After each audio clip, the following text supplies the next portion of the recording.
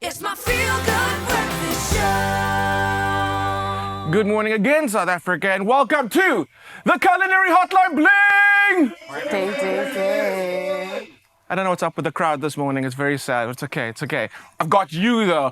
And we got Chef Tilivali in the kitchen! Hi. Listen, the people were like, where is she? Why is she not in the kitchen? Bring her now. Bring her immediately. And now you're here. Yeah. People love you. Thank you for the love, guys. I've got a question straight off the bat. Let's talk about the name Meals with Mash. Where does that come from? So, Mash is actually my mom's name. How I got to love cooking was when my mom was hospitalized for 4 months. And I learned how to cook and I fell in love with it. And I told myself that should I ever start a food business, I'll name it after my mom. And Meals with Mash. Also, moms are always best. Yeah. Stick with mom and you got it sorted. I Yeah. love that. We're making ox tripe today. And during the air break, I was like, wait, guys, where's everything? Where are all the ingredients? And I was told, this is it. That is it? I love it. This is like oxtail simplicity level 1. Yeah. So how about we swap sides? And you can put me to work by all means. Swap sides and you're going to kind of guide. Or do you want me to kick off? You can? Let's go, kick off. My first thing is, there's no fat here, right? How about we start in the cooking process? So, mostly, ox tripe has a lot of fat in it. So, you simply just boil it With a little bit of water? with a little bit of Little bit of with rendang, a lot some- of water because it also takes a lot of time to cook. Okay, perfect. So, you're going to put it in the pot, then pour water, add your spices and bay leaves. So we're just literally just putting everything in the pan. Oh, I'm guessing in this case would be like a potjie pot. Yeah. Just putting everything and letting like time do its thing. Yeah. And tell me, the people are divided when it comes to how they like their tripe cleaned. Are you team white sheet cleaned to the max? Or are you team leave a bit of like love on the tripe? Leave a little bit of love on the tripe. Leave a little bit of love. Yeah. You see, the thing is, right? People get so defensive. Yeah. Because they were so like, because that's how they grew up. So they like it their way and they see it any other way, they get like, what? But it's so diverse and I love that about food. Like I grew up eating tripe, but I grew up eating tripe with like 15 ingredients in front of me. Hectic. So like this is amazing to see this. Tell me about your childhood. Like we're talking about heritage. Talk to me about your childhood and meals that take you straight back to your childhood. This is one of them. And I feel like we're really making it fancy because growing up, it would only just be boiled in salt water. Simple. And then when I started discovering about food, I'm like, you can add a bit of curry, you can add a bit of paprika, you can add bay leaves just to make it more nicer. But this is definitely one of my favorite childhood dishes, as well as pumpkin pap.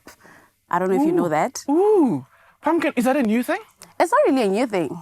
It's been there. People call it topi. I mean, people have different ways of calling it based on their languages and their cultures, as well as I think one of my other favorite dishes to make could be chicken feet.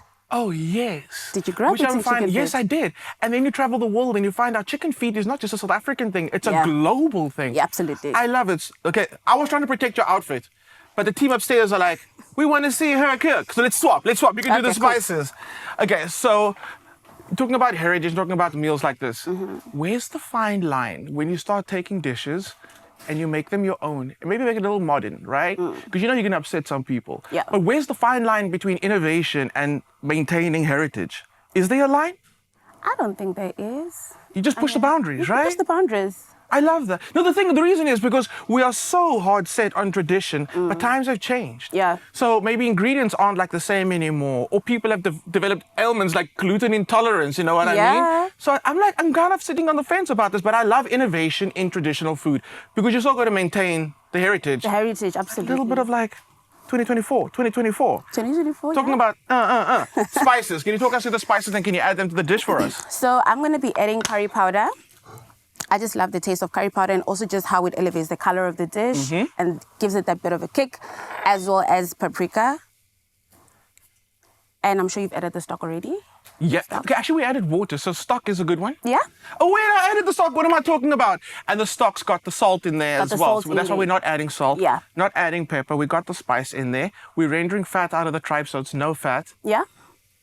And it's going to be amazing. It's going gonna to be so amazing. So delicious. I want to talk to you about your social media platform. Okay, it's massive.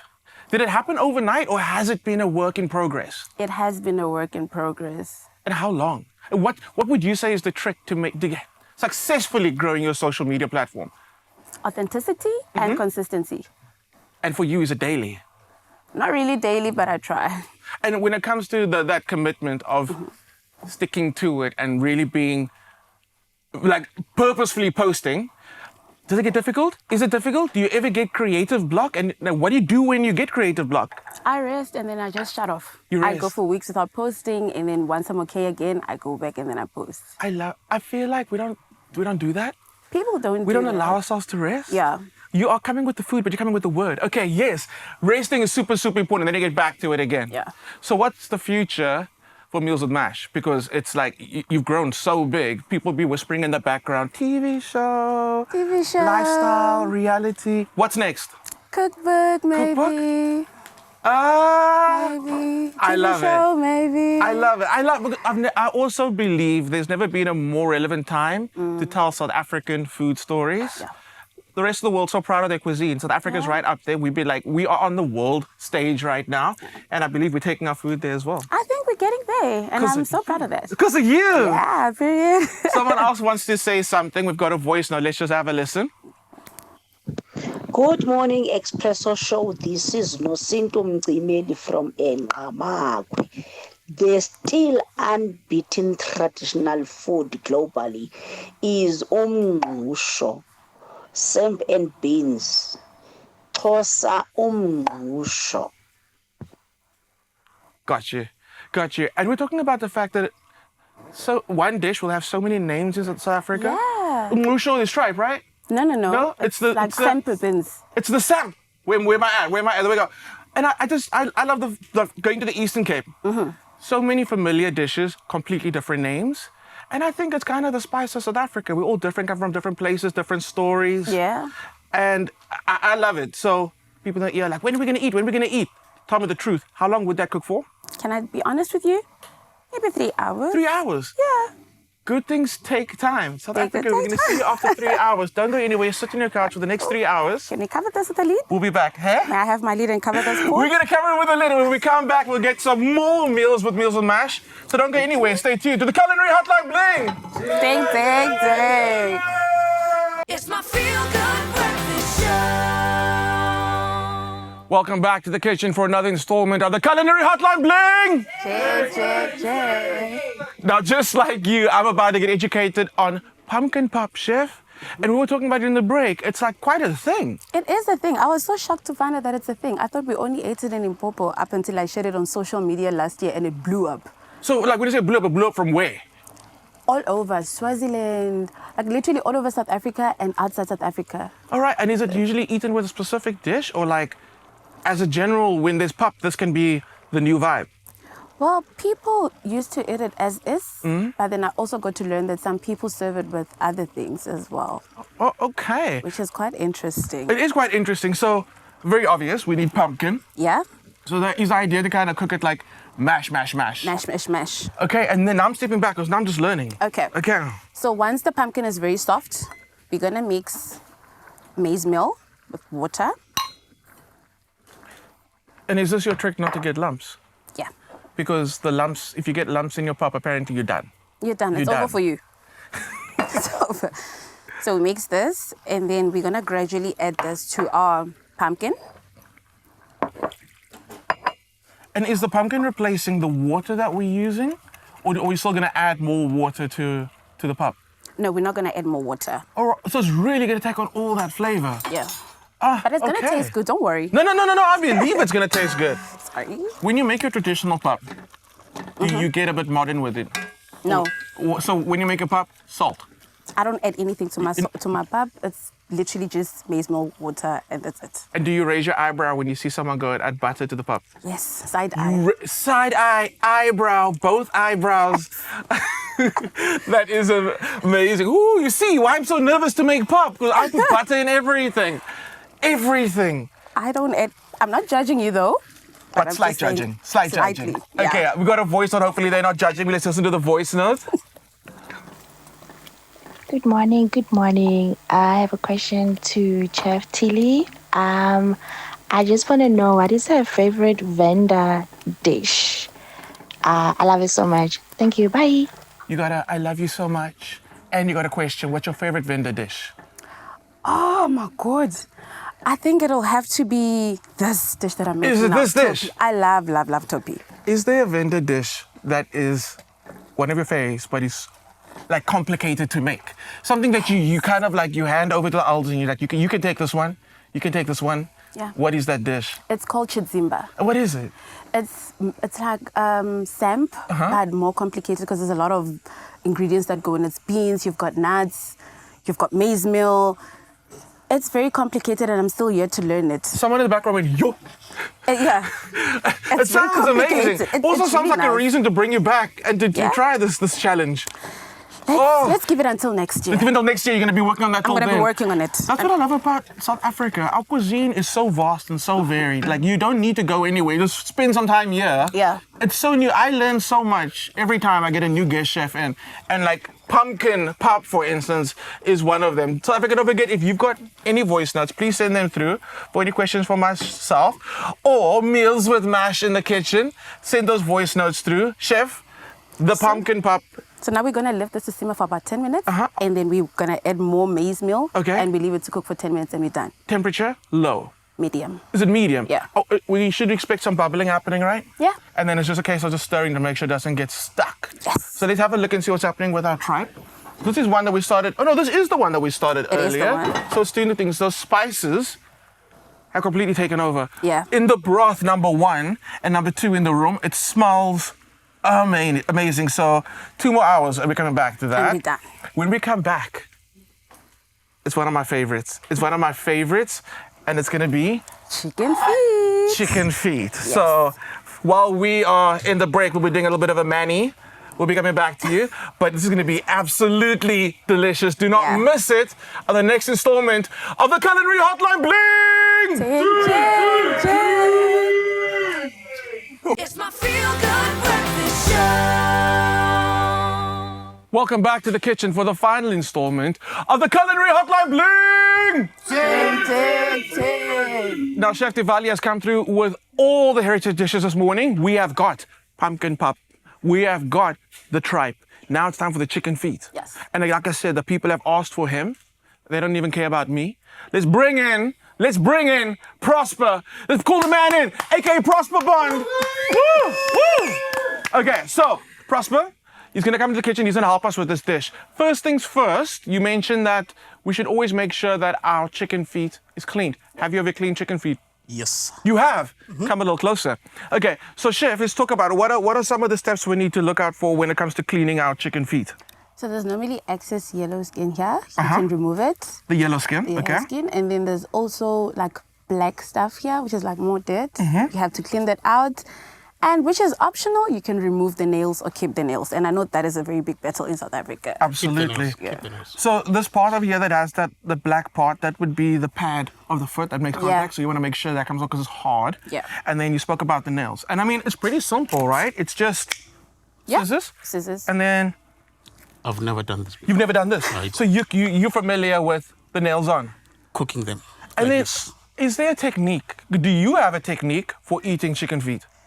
I've always struggled, especially in high school. I saw people eating this with fat cook. So I was confused. How do you put this How? in a fat cook? But girls, they are creative. They will do it. Was it girls? Obvious. Pew, pew, pew, pew, pew. Let me stay in the middle. Let me stay in the middle. Let me stay in the middle. Okay. Prosper. Easy. Okay. So you said, like in a fat cookie, somehow the bones come out. So for me, Telling you. because it's so gelatinous, and that's why I take the nails off, I put the whole thing in my mouth. Now, why are you judging me? I put the whole thing in my mouth because your tongue can kind of do the work, and then the bones, you kind of just like out the side. That's the best way to do it. I haven't found another easy way to do it. Because the best taste is in the bone, bro. It's in the bone. It's in the bone. So keep the nails on or don't. Totally up to you. But okay, we've got it clean. We've got the nails off or we don't. What's next, Chef? Then once the chicken feet are clean, then we're just going to start with sauteing our vegetables and then add our spices. Then we add our chicken feet last. Right. Because you made that comment about the ladies. Let's make him work. Okay? Yeah. Okay. Yes. Prosper's not like shy. He knows the kitchen. So onions Yes. going in and the peppers and the tomatoes. So we're building a base of flavor. I've never cooked this with You've onion. never cooked onions before? No, chicken feet with onion. We just boil the chicken feet, put your spices and salt, and after that, you put your aroma. Yes, we know what he's talking about. Shiki, Yes. shiki. Shiki. Don't do But that. the chili one. The chili one. So Yeah, here's the thing. to finish Here's it. the thing, right? So many dishes when it comes to the meat that we actually eat in South Africa, I find that the traditional recipes are very, it's not overly spiced. It's not overly complicated. It's very simple. It's focusing on the meat itself. And I realize that's also because back in the day, meat wasn't an everyday thing. Yeah. Meat was for special occasions.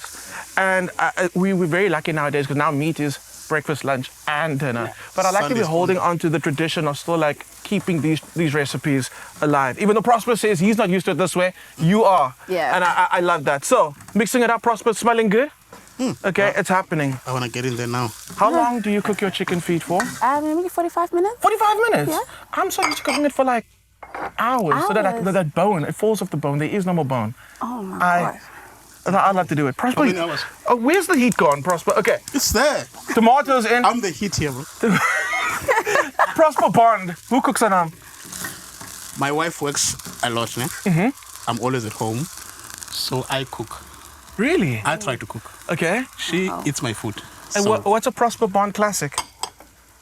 sure. When we do Culinary Hotline with Prosper, what are we going to be making? Dumplings Dumplings and stew. and stew. I taught her how to do that. Over Can I here. come taste the food? Hey? Can I come Chef, taste? you're coming in. Yeah. Chef's judging. Chef is judging you on your selection. She's like, that's a little boring. Not judging. And then she wants to taste. But also, man's got good taste because you rated your pumpkin pop 11 out of 10. Okay. And also about the pumpkin pap, the ladies in the kitchen said I must eat it alone, not with the meat. So when I went there, they were like, "Hey, Wena, why are you putting meat on that thing?" Yeah. All right, so it's kind of like a 'Cause it's sweet. starter. A starter with a course on its own. It's a course It's a on course. its own. I love it. And but with like literally just on, but it's sweet, right? So is it like a sweet course Yes. after the mains, before the mains? I'm learning. Either or. Either Could be or. after. Okay, or just the main. the etiquette. Okay, Prosper's going in with the spices. Everything. Everything's Yeah. going in. Okay. Okay, we're going curry spice. This one, Chef? Cajun seasoning. Cajun seasoning. Prosper, what do you call this one?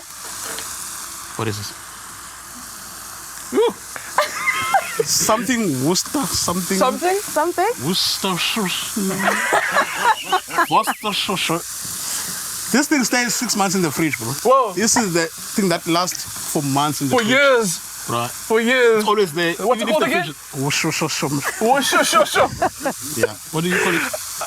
Worcestershire sauce, but I'm now going to be calling it Worcestershire. Yeah. Worcestershire sauce goes in, and then we're going with our Cajun seasoning.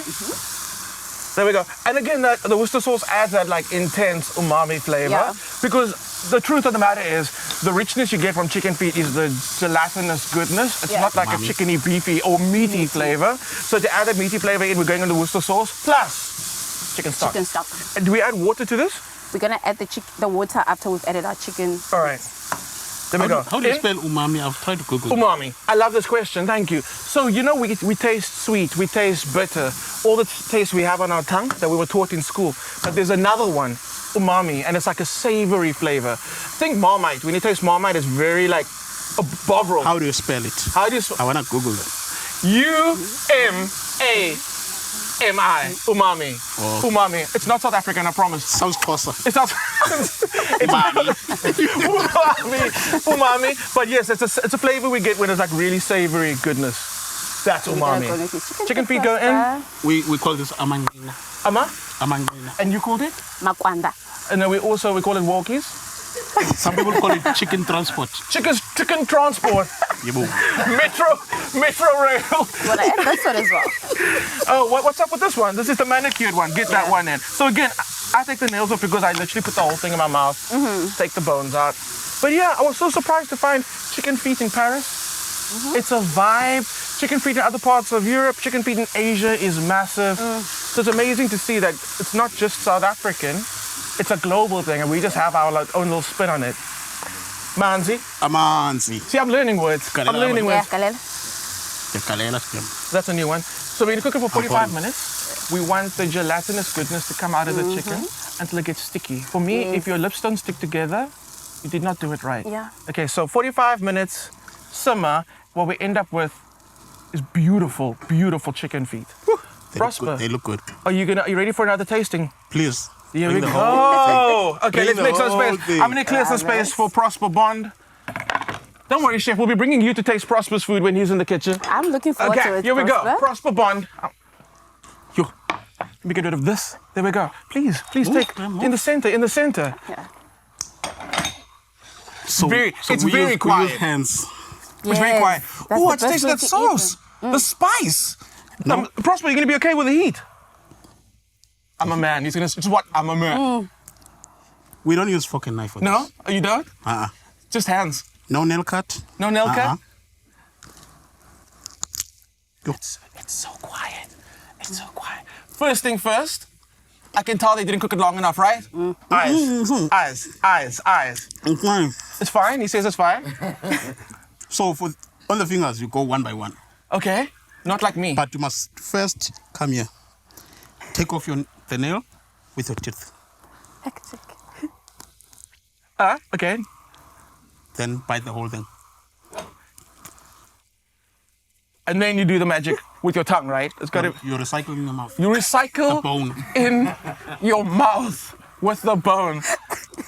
One finger gone. What do you call this Oh, one? that's the tendon, right? So with your skill, you've actually managed to leave the tendon in place. Am I supposed to leave it? We do now. I love it. So out of 10, The best part is the pad, Yeah, the chubby part. That's where all that that's a we good call it mouth. down to earth because Prosper Bond. So we're winning. This is a good chicken foot. are we a Pegasus? Thank you. Out of 10. Yeah. The spice. Do you know how many cows for Lobola? Hey. Am I just? You are married. You are married. You are married. Two is better than. Wait! Whoa! Prosper Bond, BCCSA, and your wife. You know, there's something called polygamy, Which I don't believe in. which I believe in. We will negotiate after this. Oh! South Africa. This is the conversation you can expect when you make these amazing dishes. Chef, what is your Instagram handle? Where can they find you? Milsith Mash on Instagram, TikTok, Twitter, as well as Facebook. The people probably want to know. Prosper Bond, where do the people find you? It's Prosperiano on Instagram. Uh-huh. Yeah, but Prosper Sipam on Facebook. Uh-huh. Your number?